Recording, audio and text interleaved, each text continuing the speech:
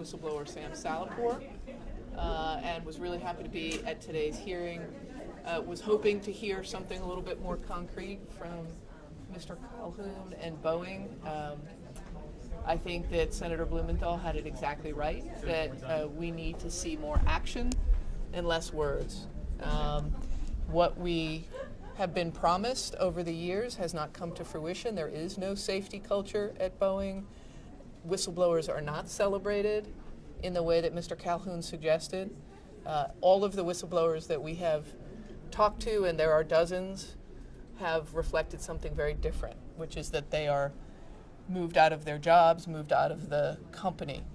So the processes and procedures that Mr. Calhoun talks about are wonderful, but not if they're not followed. And there needs to be significant changes in Boeing management and accountability for the failure to follow those processes and procedures when it comes to manufacturing shortcuts as well as retaliation against whistleblowers, because that is happening every single day, notwithstanding what we heard in that hearing room today. Thank you. Thank you. Thank you so much. Excuse me, I'm Pam Menaker from Clifford Law Offices. Excuse me, and this is not to be quoted. I have about 10 of the family members you might have seen, and I'm going to have them come out and have them speak. They have those pictures, obviously. They'll take questions. This is also being on Zoom, is it not? Where's my cameraman? And so they'll just make whatever statements they want and commenting on what they heard, and you're free to ask questions. I'll get them here right now. Thank you.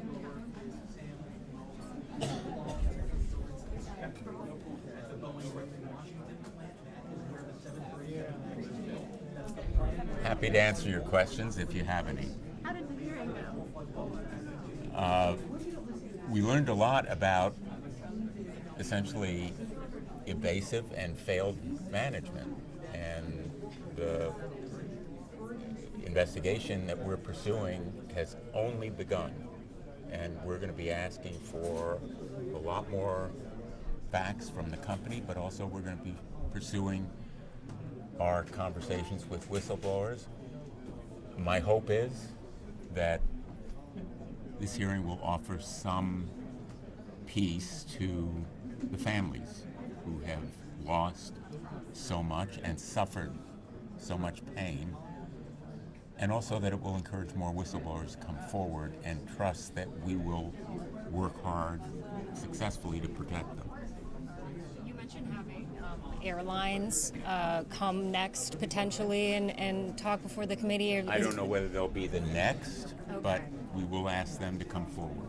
What We about want to the know from the FAA? airlines how they feel as customers using products that obviously have proved defective in many important respects, and what safeguards they are adopting for their pilots, their flight attendants, as well as their passengers.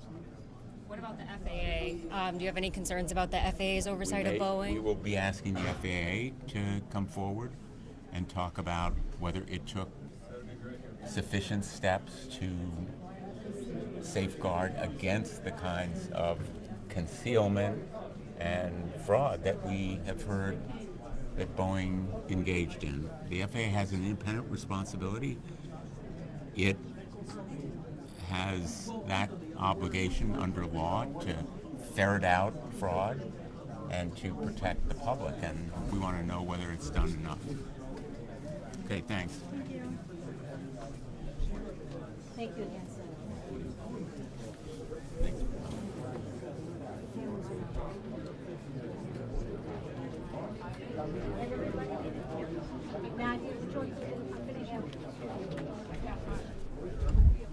Why don't all the family members, Why don't all the families please come up here and gather behind, they'll introduce themselves. It's also Hi, my name's Nadia Milleron, Nadiamilleron. We lost our daughter, Samia Rose Stumo. This is my husband, Michael Stumo. We lost her in the ET-302 crash.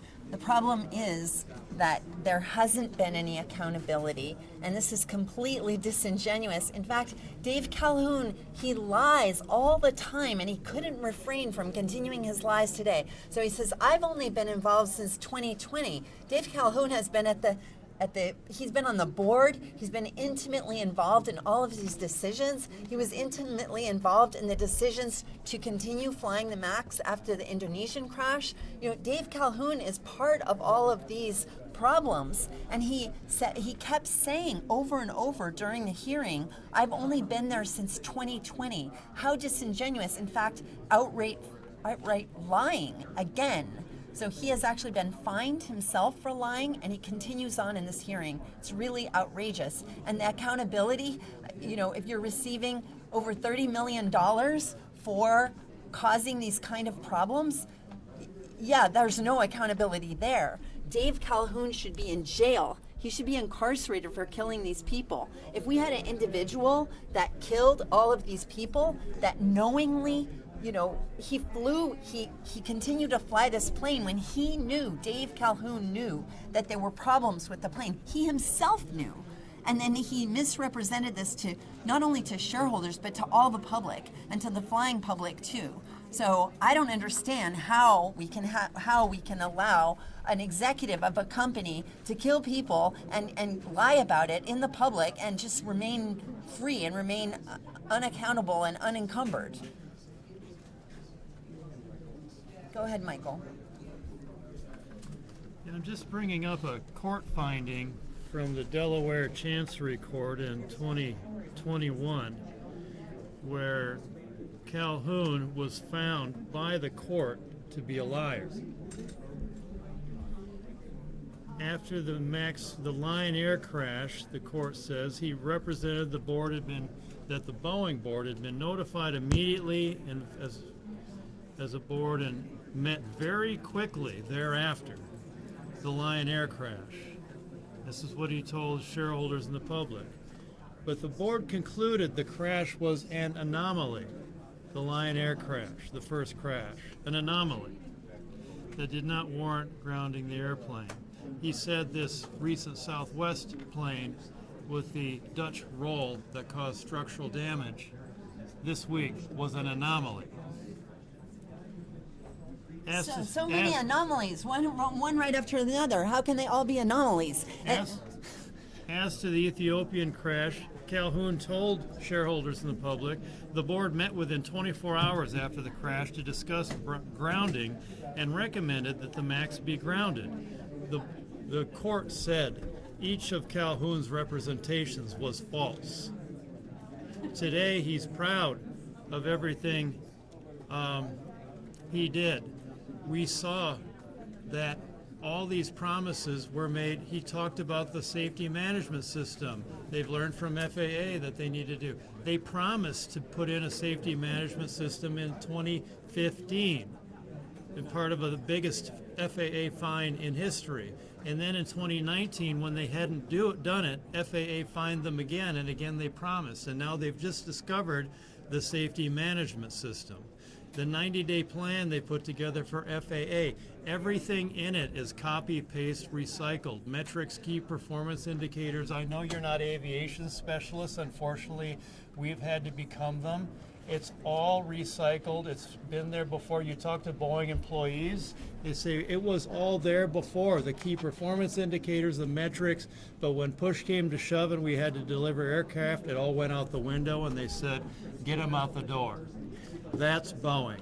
Did you notice how Dave Calhoun today kept talking about MCAS? That's because he doesn't want you to think about the fact that these manufacturing problems are the causes of our crashes. So you had the AOA sensor with an electrical difficulty that was identified by Ethiopian Airlines, and they sent emails to Boeing and they said, what's going on with the AOA sensor? And Boeing wrote back, as they always do, oh no, there's really no problem at all. And then the AOA sensor electrical difficulty caused by manufacturing defect failed and didn't put the input into the MCAS. Okay, so MCAS is a problem. MCAS is definitely a problem. But the basic cause of the crash was a manufacturing defect, and electronic, avionic, and problems that they didn't take care of. So he very carefully today kept talking about MCAS. Well, it was MCAS that was actually the cause of the crash, because he didn't want you to realize that these manufacturing difficulties have been going back for ages, and he is also responsible for that. Can I get your reaction to Mr. Calhoun's apology to you guys, whether or not that was enough? He turned around and apologized, obviously planned, and then at the end, when we were looking at him and Clarisse Moore was trying to talk to him, he scooted out the door and wouldn't look at us. So that tells me what I need to know. Is that a question for all of us? Sure, yeah. So hi, my name is Zipporah Korea. That's ZIPPORAH, and surname is KURIA. Could you just ask that question again? Oh yeah. What your reaction was to the apology from Mr. Calhoun? I mean, I've never seen worse acting in my life than David Calhoun's apologies or attempt to apologize. From anyone who's ever been taught how to apologize by their parent, you're taught to make eye contact to the person that you're apologizing to and to know what you're apologizing for. And even though he's cognizant of what has happened, there is a lack of remorse that was presented in that. It couldn't have been worse rehearsed. That's my reaction to it. And I think that today, if the public, the flying public, has anything to learn, is that I hope you saw Boeing's culture reflected in the I don't knows. For somebody who gets paid $33 million a year to not know what goes on, from how much the insurer is paying out to victims of a global tragedy, is concerning. For them to sit in there and tell us that safety is a priority, and this is the most safety focused that Boeing has been for as long as it's existed. As a flying public, we should be petrified of getting on those planes. You know, it's a shame to see that David Calhoun, Boeing, continue to treat justice, continue to treat accountability like a chew toy to a dog. You know, it's a fun thing that they play with, but it has no serious implications on their health as a company. And I hope that the flying public is awake and you are watching and you are learning that they're not sorry for any of what has occurred. You know, it's ridiculous. 33 million for 346 lives. And you can sit there in front of the families of those who were killed and say, I don't know. I don't have much else to say but that. Can you say again your name and then the relationship to who it is, whose picture that you're holding? So my name is Zipporah Korea, and I lost my dad, Joseph Korea Waidaka. Can you spell your first name? Yep, ZIPPORAH. Thank you. Thank you. I want to answer that question on my end. My name is Clarisse Moore. I want to answer that question, whoever that question was. My name is Clarisse Moore, CLARISS, Moore, MOORE, and this is my daughter, Danielle Moore. Danielle was just 24 years old when she died on Boeing 737 MAX. That Calhoun and all the CEOs, previous and present and future, because I know all of them know each other. And to answer that question, safety is not their priority. Accountability, as what he said there, that he take full responsibility, accountability. Where is accountability? When the CEOs of Boeing, management of Boeing, are walking free with millions. I don't have that chance to be a mom for my daughter. When I asked him that, all we wanted as a family of Danielle and all these people here, we wanted answer, transparency, accountability, and I wanted them to be in jail. Criminals should be in jail, not to be rewarded. And for him to say that, safety is number one. It doesn't set well anymore. It doesn't give any meaning. How does he go and sit there and look at us? Is he looking at us? How I wish she hear how my daughter scream. Was he there? Does he hear my daughter scream on the last 6 minutes of his life? Not knowing he's going to see us, he only did not took away 346 lives. He took away thousands and broke thousands and thousands of lives. If it is one of his family that died, I am sure he will hold those people accountable. And they should be in jail. That's only when justice for me will work a little bit. We could not heal because every time we come here, we are answered by false hope, lies and lies and lies. And all I could think of them taking more money, rewarded more millions and millions for the exchange of life of my daughter that I would never ever have anymore. How could you sleep? So that will answer your question. I am not satisfied. Can you tell us what you were trying to tell Mr. Calhoun before he sat down and as he was trying to leave the room? I wanted Mr. Calhoun to take responsibility and accountability. To me, responsibility and accountability is for them to be tried in court, for them to be put in jail if they find guilty. That's I want to know. That's I want to tell him that message to him, that he just ignored me. On that note, we're waiting for the Department of Justice to decide whether or not they're going to hold anyone criminally responsible. If they don't, what would your message to the Attorney General and to the justice system be? I hope they find it themselves to find these people accountable and to face us in court. Because really, if the justice will not, or DOJ will not find them accountable, what example are we giving to the youth? It's okay to kill people. It's okay to kill 346 innocent lives and not hold anyone accountable. And then on top of that, be rewarded of millions. What kind of life are we living in this world? If that is what this end of it, and even that, we will go forward still, whatever it is in there for us.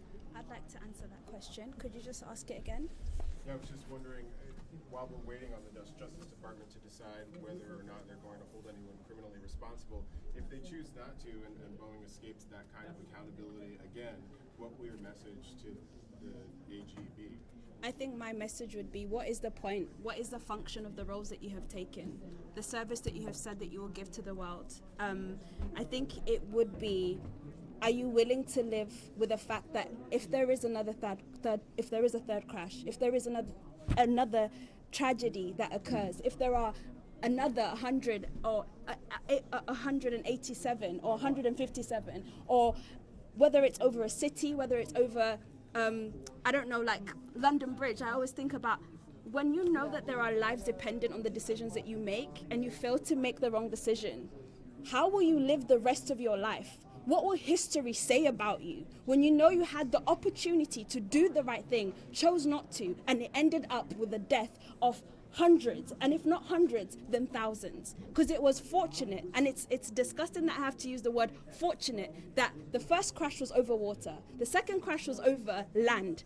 If the third crash was over Washington, D.C. or London Bridge, it would be thousands and thousands of lives that would be affected. So, as the agencies involved in making decisions that matter, if you fail to make the right decision, if you fail to prosecute, if you fail to teach history a real lesson of justice, and it repeats itself, how will you live with yourselves outside of your careers? How will you as human beings continue to function? That would be the question that I'd have for them. Thank you. I think the former question was regarding about what, do we feel satisfied with Calhoun's apology?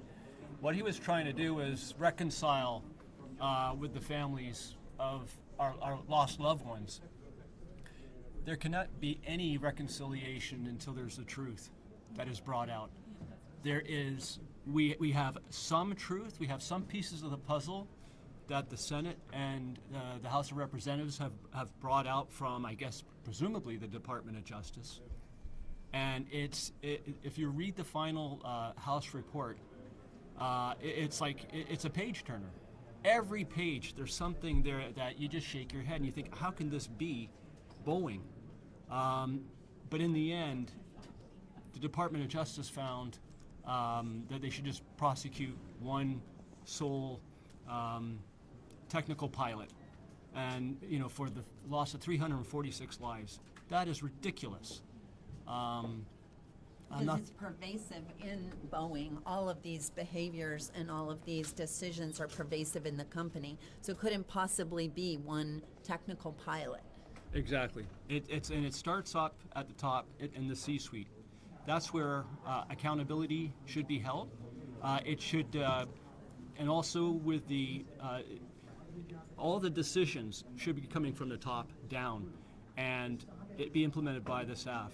There's a lack of quality at Boeing. It's quite evident, and even today we heard from Calhoun. He talks a good talk, but he doesn't walk it, right? And that's the problem here, is that they're not showing that. They're not doing what they're saying they're supposed to be doing. Anybody else? Catherine. Hello, my name is Catherine Berthet, C-A-T-H-E-R-I-N-E, Berthet, B-E-R-T-H-E-T. And here is my daughter Camille, C-A-M-I-L-L-E, and her last name is Geoffroy, G-E-O-F-F-R-O-Y. She was 28 years old at the time of the ET-302 crash. As for Calhoun being sorry and explaining he was sorry for us, actually what I really think that he never was sorry. He has never been, and he's especially not now. If he really felt sorry, if he had felt sorry at any time, then we would have safe planes. He keeps telling we are improving, we know there are progress to be made, we are improving safety every time, every year, every month, and we think to the victims every day we work. That's not true. If it was the case, we would have safe planes. We would have safe 737 MAX in the air. And Senator, I don't remember her name, but she said that every 2 days, every other days, we have a new history with the Boeing airplane, and that is the truth.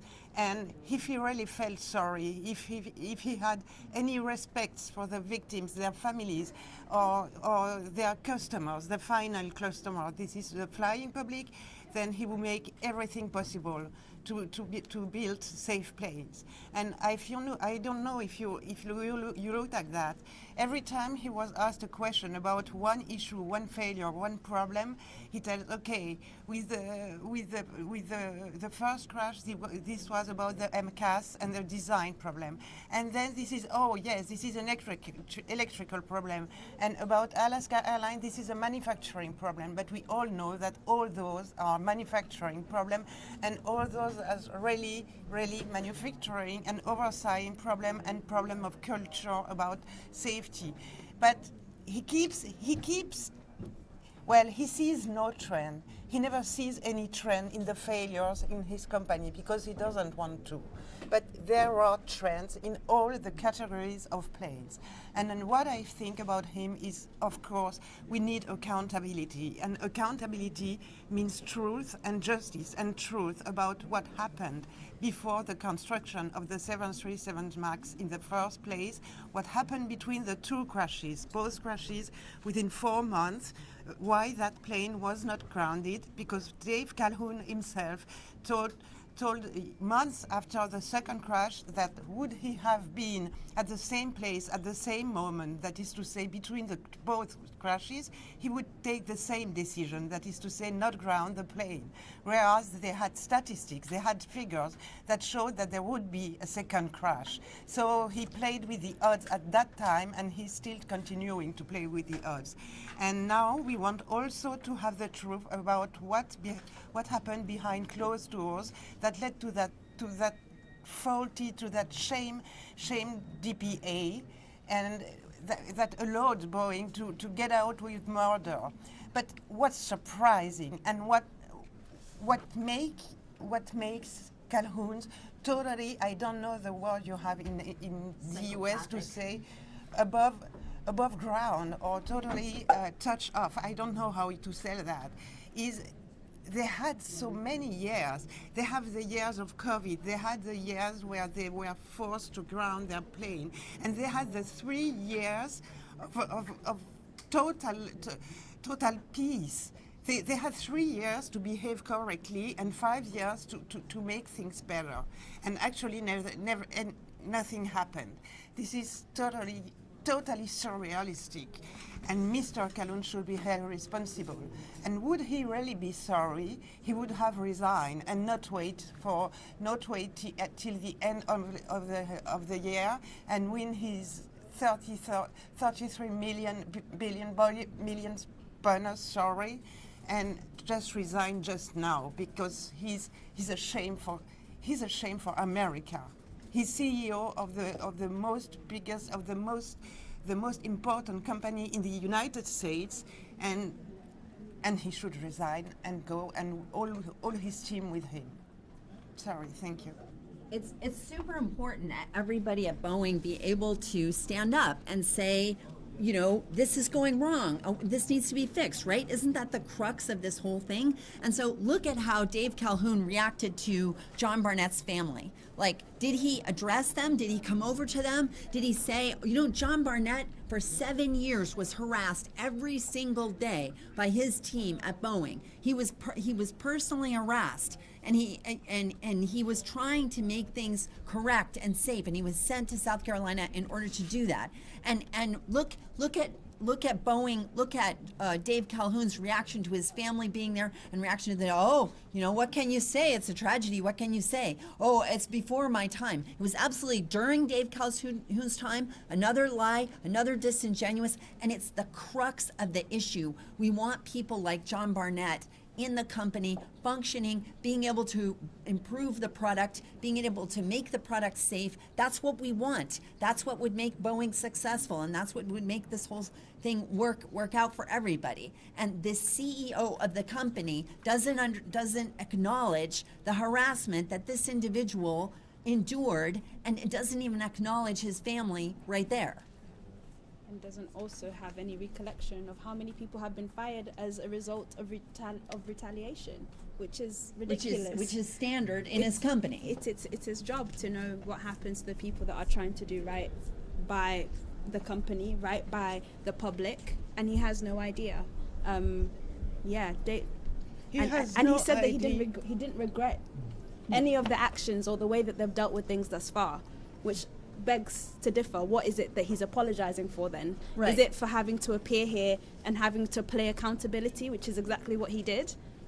Or is it for the 346 lives lost, plus the other lives that have been affected that we don't know about, of whistleblowers or the employees that are currently dealing with stress, work stress, because they know what's right, they want to come forward and they can't. And he regrets none of it, including not knowing what course of action has been taken. I hope that we can open our eyes and see the company that we're dealing with. It's rotten to the core. So the whole apple needs to be thrown out. You need to plant a new tree. That's what needs to happen with Boeing. I think John Barnett's family is going to... Oh, sure. Yeah. Please come.